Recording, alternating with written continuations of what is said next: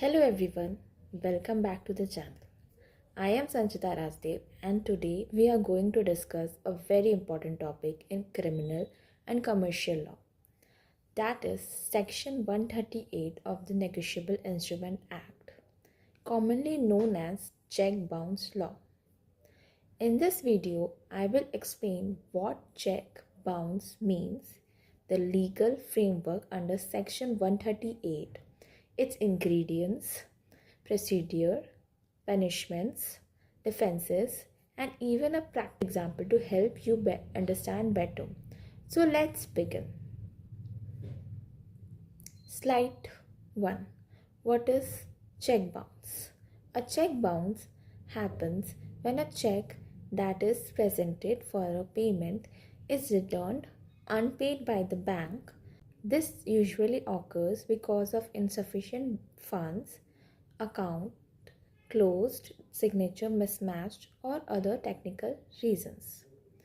Now, not every bounce check leads to criminal liability, but under Indian law, if certain conditions are met, it can make the drawer of the check criminally liable. That's where Section 138 of Negotiable Instrument Act comes into play. Moving on to the next slide. What is Section 138 of Negotiable Instrument Act?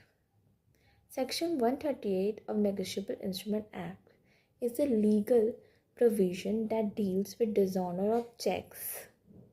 It says that if a check is issued for legally enforceable debt or liability and it is returned unpaid, the person who issued it can be prosecuted. In simple terms, if someone gives you a check for payment and it bounces due to insufficient funds, you can file a criminal complaint under Section 138 of Negotiable Instrument Act.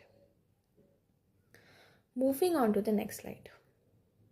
Essential ingredients.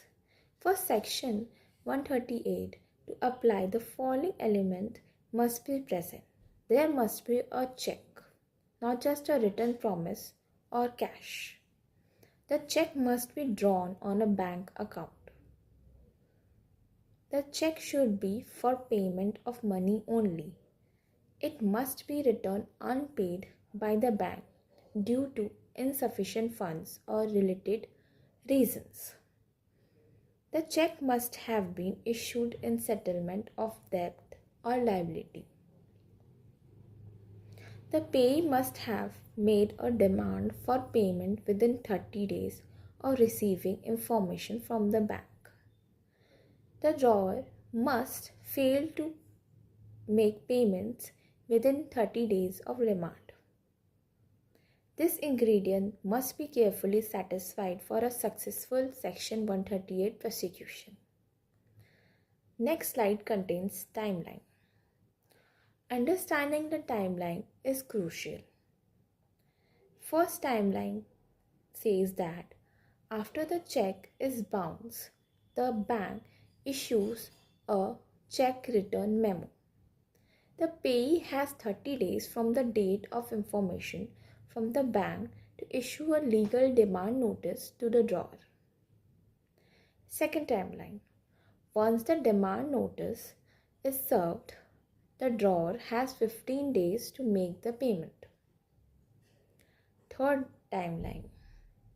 If the drawer fails to pay within those 15 days, the payee can file a complaint in appropriate court within next 30 days. Now, common mistakes in Section 138 cases. Missing any deadline can result in loss of legal remedy under Section 138.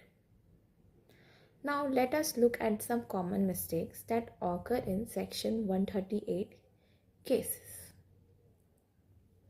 One of the most frequent mistakes is the delay in sending the legal notice beyond 30 days from the bank memo. Another common issue is drafting an improper legal notice that does not clearly demand payment. Many cases fail because the complainant is unable to prove the existence of legally enforceable debt. Filing the complaint after the limitation period or in wrong jurisdiction is another serious error. Courts have repeatedly held that even a single procedural lapse can result in dismissal of the case. Therefore, strict compliance with timelines and documentation is extremely important in the check bounce matters. Now, legal procedure. Now let's quickly look at the procedure. First, the check is presented to the bank. If it is returned unpaid, the bank issues a check return memo. The payee sends a demand notice to the drawer within 30 days. If the drawer does not pay within 15 days, the payee files a criminal complaint in the competent court. The court issues summon to the accused and the trial begins. Keep in mind, Section 138 cases are summary trials and the court usually follows an expedited process. Moving on to the next slide. Under Section 138 of Negotiable Instrument Act, the punishment is up to 2 years imprisonment or fine, which may extend to twice the value of the check or both. In some cases, the court may also order compensation to the complainant in addition to the punishment. This makes check bounce a non-bailable and cognizable offense and is taken seriously by the courts. Moving on to the next slide. Defenses for accused. Even if a Section 138 case is filed against someone, there are certain legal defenses that accused can raise. No legally enforceable debt existed. The check was issued as a gift or security not for the payment. Dispute regarding the amount or quality of the goods, services. Check was post-dated and presented before the date. Check was altered or forged. These offences are examined by the court and if proved can lead to acquittal. Now, some case laws. To understand how courts interpret Section 138, let's look at the leading judgment in K. Bhaskaran versus Shankaran Vidyan Balan 1999. The Supreme Court held that a check issued to discharge a liability is covered under Section 138. The court also emphasized that the importance of timeline compliances and demand notice. This case is often cited to show how courts interpret check bounce matter. Now, let's take a practical example. Suppose Mr. A, who is the seller, and Mr. B, who is the buyer. Now, Mr. A sells goods worth rupees 50,000 to Mr. B. Mr. B issues a check of 50,000 rupees. When Mr. A presents the check to the bank, it is dishonored due to insufficient funds. Mr. A then sends a demand notice within 30 days.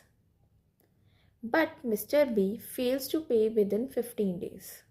Now, Mr. A can file a complaint under Section 138 of Negotiable Instrument Act.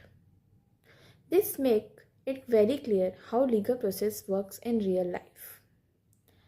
To sum up, Section 138 of Negotiable Instrument Act makes a dishonored check a punishable offense.